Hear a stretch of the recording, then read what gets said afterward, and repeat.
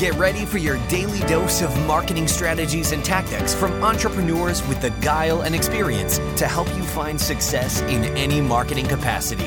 You're listening to Marketing School with your instructors, Neil Patel and Eric Sue.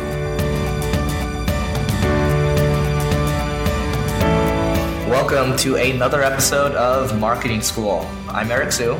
And I'm Neil Patel. And today we're going to talk about how growth is getting harder and what you can actually do about it. So this is from an essay that's actually inspired by Uber's Andrew Chen, who is well known in the growth the growth industry, we could call it, or the growth network. And I mean, he makes some good points, right?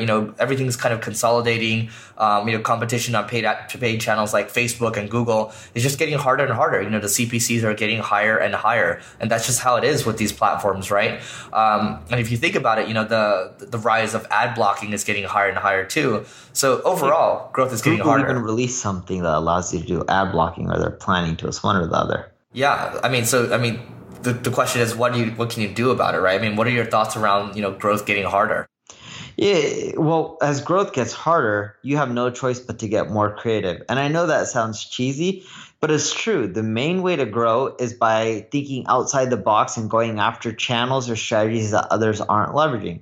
For example, if everyone's leveraging referral-based programs, they're not going to be as effective. If everyone's on Facebook advertising, and they are since mid-2017, Facebook hit a saturation point where there was more advertisers than inventory, which has been causing the prices to skyrocket. Sure, is Facebook ads still worth the leveraging? Yes, but you need to get more creative. So instead of, let's say, doing your traditional Facebook campaigns where you send people to your landing pages, you can take something out of the affiliate playbook and send them to educational/press type of articles that pitch your product in a more aggressive manner and still a nice, friendly way. And that tends to convert a lot better, and the cost per clicks are a lot cheaper than if you just send them to a product landing page. But it all comes down to creativity. You don't necessarily have to spend more money, but it's thinking outside the box. And just like anything, there's always new things that'll continually come up as long as you're willing to be creative. I want to touch upon a couple more points from this article. I mean, that's another good point here is on the superior tooling out there, right? You have tools out there like Mixpanel, you Optimizely, and things like that. Everybody's getting a lot smarter on growth, right? Neil's publishing a lot of content all the time. He's speaking at events. It's become same thing with SaaS, right? Jason Lemkin has published a lot of stuff around it. So, it's the competition's getting tougher. So the question is, like Neil's saying, how do you actually stand out at the end of the day? Because also people are becoming blind to banners. They're blocking banners as well.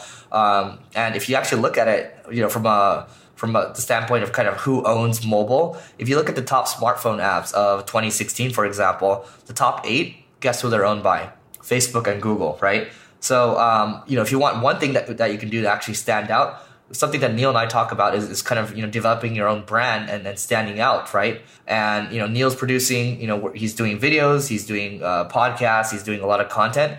These are things where, he's not completely reliant on one channel, and the brand is one thing that's very defensible at the end of the day. Yeah, Eric makes a good point about the brand. What's cool is about building a brand, whether it's corporate or personal. Once your brand is strong enough, your conversion rates go through the roof. It's not about copy. It's not about images or designs. Like, sure, those things help too. But having a strong brand, and here's an extreme example, Amazon, doesn't matter what A/B tests they do. Sure, some of them are going to help increase conversion. Some of them may hurt. But because a brand has such strong affinity and loyalty, they're going to have high conversions. So you have to go above and beyond and start doing something different.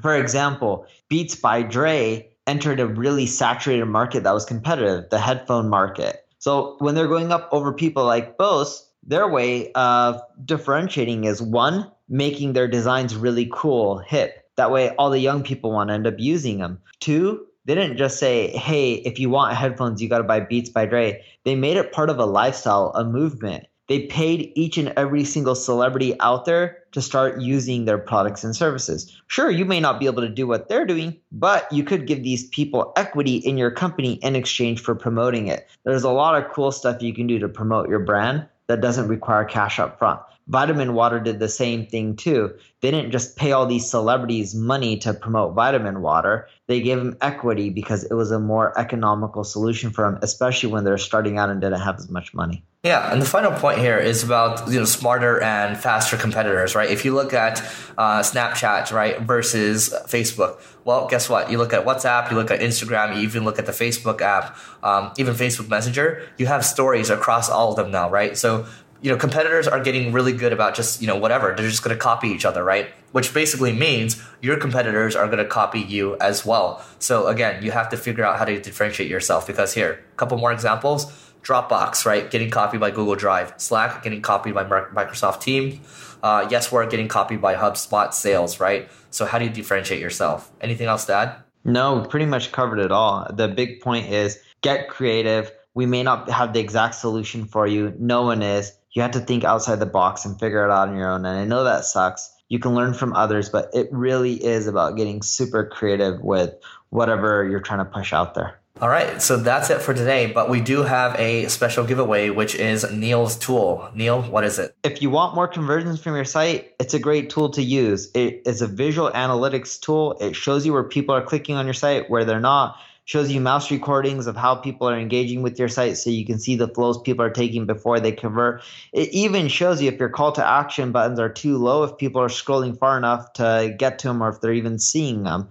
And you can make changes within CrazyWig through the easy WYSIWYG editor. And with a few clicks of a button, you can even run A/B tests. So if you want to get in on this giveaway, we're giving away one per week, and you can actually get multiple entries. And I'll leave that to you to read the details, but just go to singlegrain.com/giveaway and go in there, get multiple entries, and hopefully you win. So that's it for today, and we'll see you tomorrow. This session of Marketing School has come to a close. Be sure to subscribe for more daily marketing strategies and tactics to help you find the success you've always dreamed of.